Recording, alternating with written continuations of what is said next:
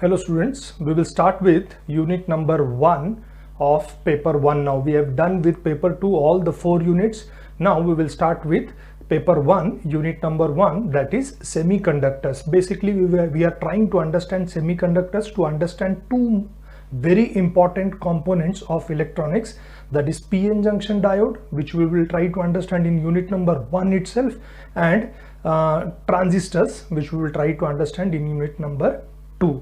Already I have given you brief idea about both these components, p-n junction diode and transistor, when I taught you unit number 1 of paper 2, that is logic family, because it was very important that you understand the operation of p-n junction diode and transistor to understand how these two components are used to design gates at different logic families. Okay, so that is what we did, and now I will elaborate every point of it so that you can understand what exactly we mean by semiconductors, how semiconductors can be used to design these two components, p-n junction diode and transistor.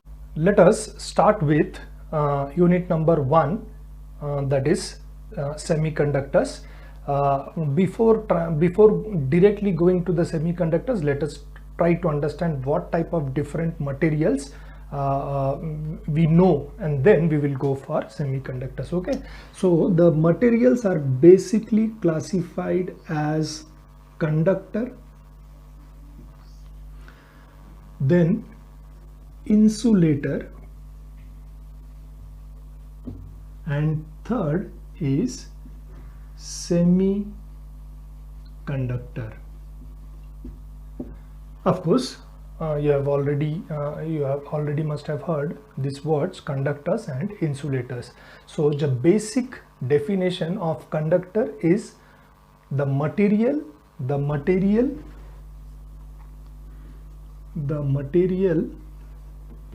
which allows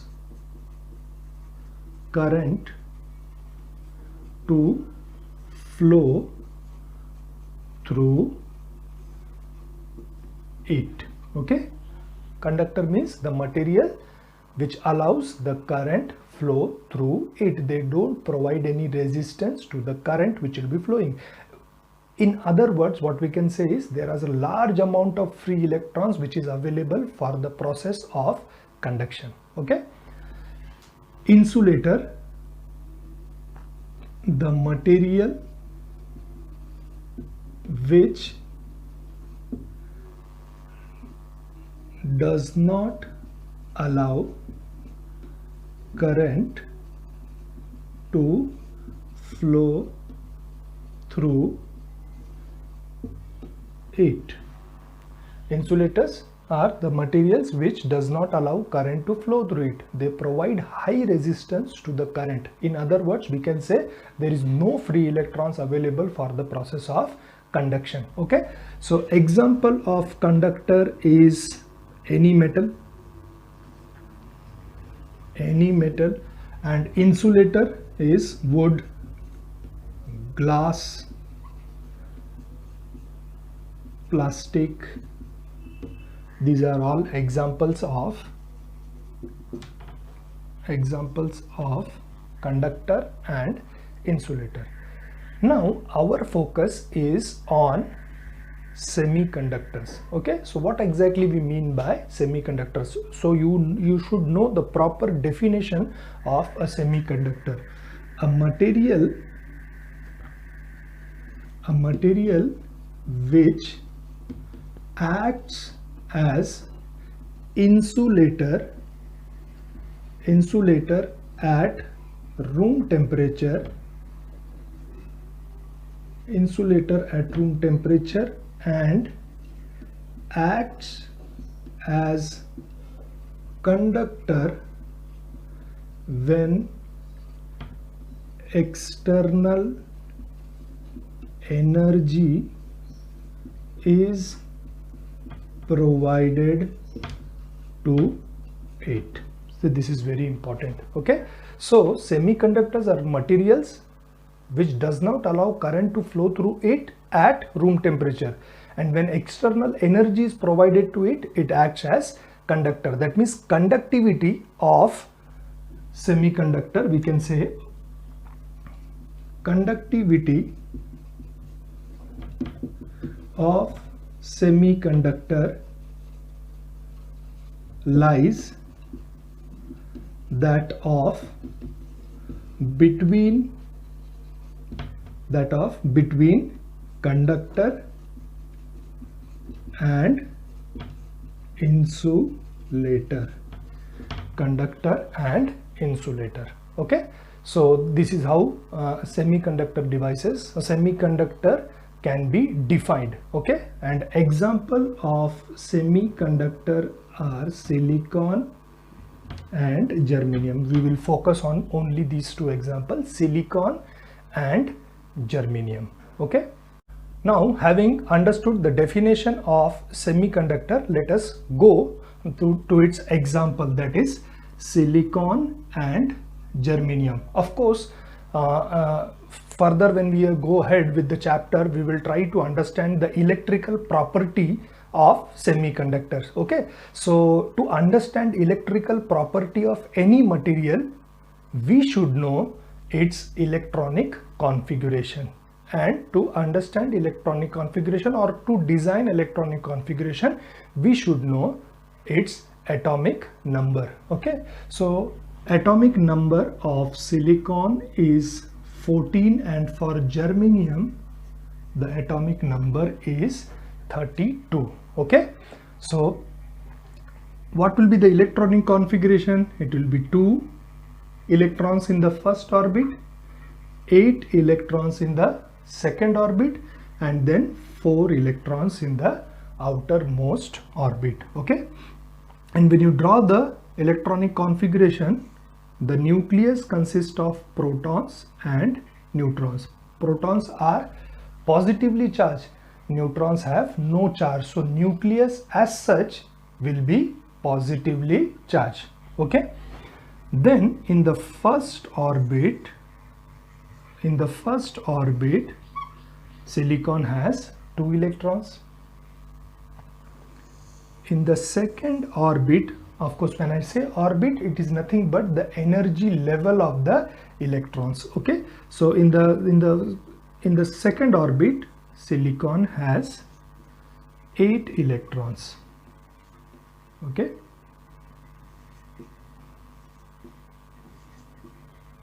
seven, 8, and in the last orbit,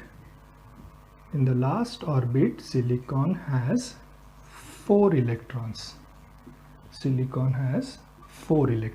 Okay, so the electrons which are present in the outermost orbit are called as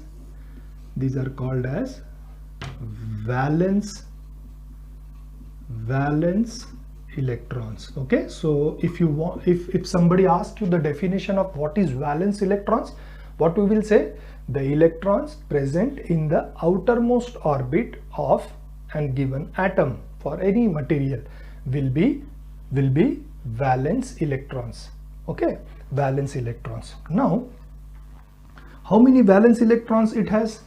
4 valence electrons. Therefore silicon are classified as tetravalent material.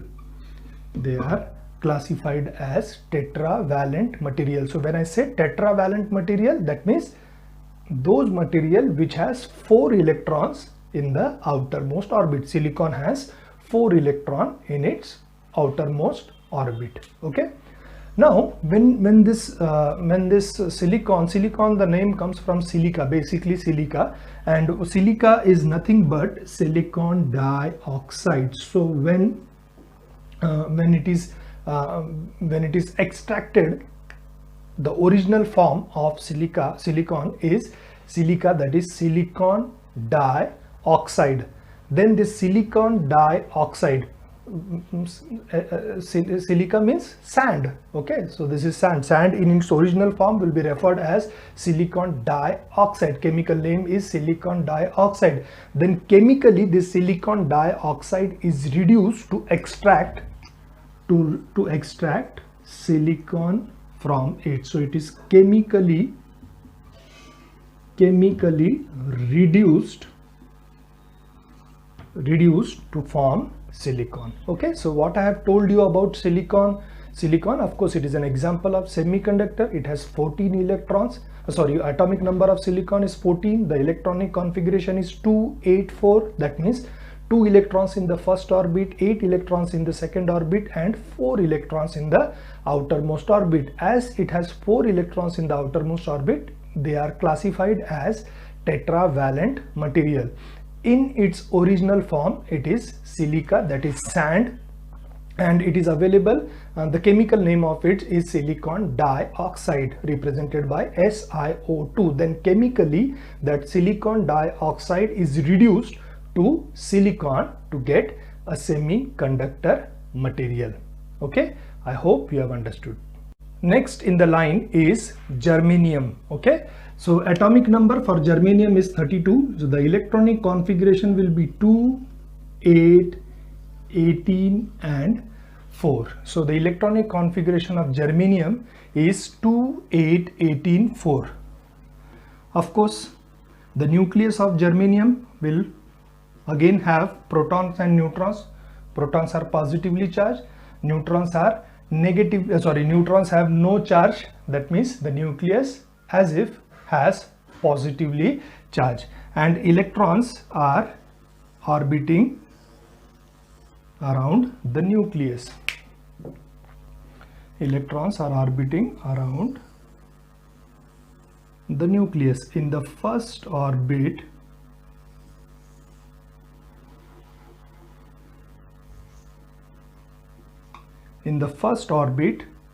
germanium has 2 electrons. In the second orbit, the germanium has 8 electrons. In the third orbit, it has 18 electrons. 1, 2, 3, 4, 5, 6, 7, 8, 9, 10, 11, 12, 13, 14, 15, 16, 17 and 18. 18 electrons in the third orbit, and then 4 electrons in the outermost orbit. 4 electrons in the outermost orbit. Now if you recall, for silicon the atomic number was 14, the electronic configuration was 284. That means 4 electrons in the outermost orbits. Both silicon and germanium has 4 electrons in the outermost orbit, and the electrons present in the outermost orbit are called as valence electrons, and therefore even germanium is classified as tetravalent material. Okay, so electrical property of both this material is almost same. There will be difference. What that difference will be, I will explain you in the next part. Okay, so at present we just trying to understand the similarity between silicon and germanium. So both has 4 electrons in its outermost orbit, both are classified as tetravalent material, and both are semiconductor material. Okay, now germanium GeO2, it is originally, when it is extracted, it is in the form of GeO2. They are ashes of certain coal. So this is what we get, GeO2. Then chemically it is reduced to germanium. Okay, chemically it is reduced to germanium to get a semiconductor material. Now a very important which has to be noted is that when I say electrons are orbiting around the nucleus are positive, electrons being negatively charged, these electrons are attracted towards the nucleus. This is true for any electronic configuration, of course, right, in the first orbit. And when I say this orbit, what this orbit means, these are nothing but the energy level of the electrons. So a very important point which has to be noted is, as you go away from the nucleus, first orbit, second orbit, third orbit and fourth orbit, the energy associated with the electrons will increase. Okay, that means electrons which are present in the second orbit has more energy as compared to electrons present in the first orbit. Similarly, electrons present in the third orbit has more energy as compared to electrons present in the second orbit. So as you go away from the nucleus, energy associated with the electrons will keep on increasing. But now what happens is, see, electrons which are present, all these electrons are attracted towards the nucleus. But what happens when you go away from the nucleus? The electrons which are present in the first orbit are more attracted towards the nucleus as compared to the second, and electrons which are present at the second orbit will be more attracted towards the nucleus as compared to third. So as you move away from the nucleus, the energy associated with the electrons will keep on increasing, but the attraction with the nucleus keeps on decreasing. That means the electrons present in the outermost orbit are loosely attached to the nucleus. They are not attracted towards the nucleus as compared to the electrons which are present in the first orbit. So we say they have loosely attached electrons.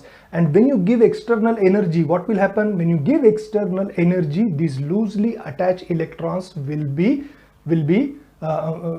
detached. And when it is detached, they will be available. They can move in the material freely. They are called as free electrons, and these free electrons will take part in the process of conduction. So that type of electrons is called as conduction electrons. I hope you have understood. As I said, when external energy is applied, these valence electrons will be detached from the material. They will be moving freely available in the material, and these free electrons will take part in the process of conduction, and therefore they are called as conduction electrons.